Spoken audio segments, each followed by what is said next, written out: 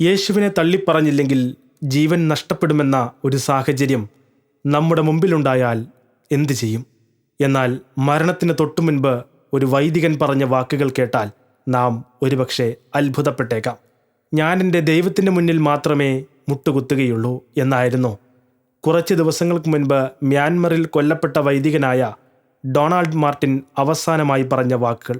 ഫെബ്രുവരി 14 വൈകുന്നേരം ഒരു കമാൻഡോയും 10 സായുധ അംഗങ്ങളും കാൻഗീതാവ് ഗ്രാമത്തിലെ ഔർ ലേഡി ഓഫ് ലൂർദ് ദേവാലയത്തിൻ്റെ റെക്ടറിയിലെത്തി.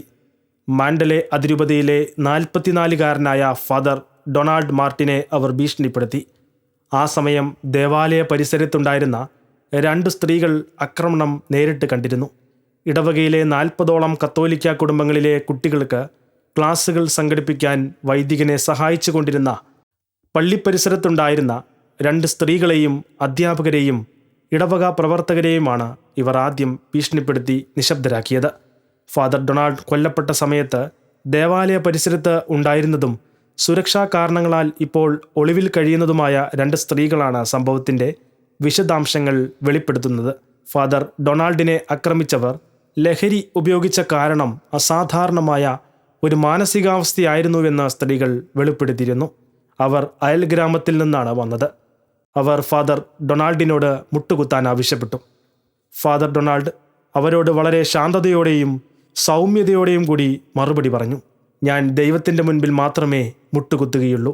ഞാൻ എന്താണ് നിങ്ങൾക്ക് വേണ്ടി ചെയ്യേണ്ടത്? നമുക്ക് സംസാരിച്ചാൽ തീരാവുന്ന കാര്യമല്ലേയുള്ളൂ.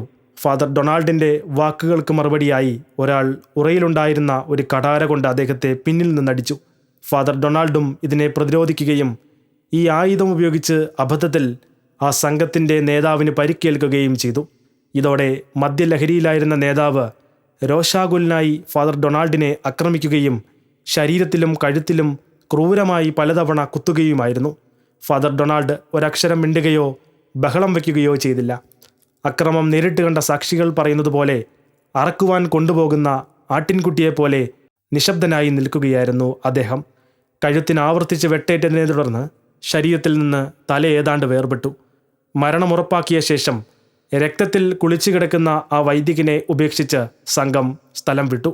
സ്ത്രീകൾ അലാറമുയർത്തി ഗ്രാമവാസികളെ വിവരമറിയിക്കുകയായിരുന്നു.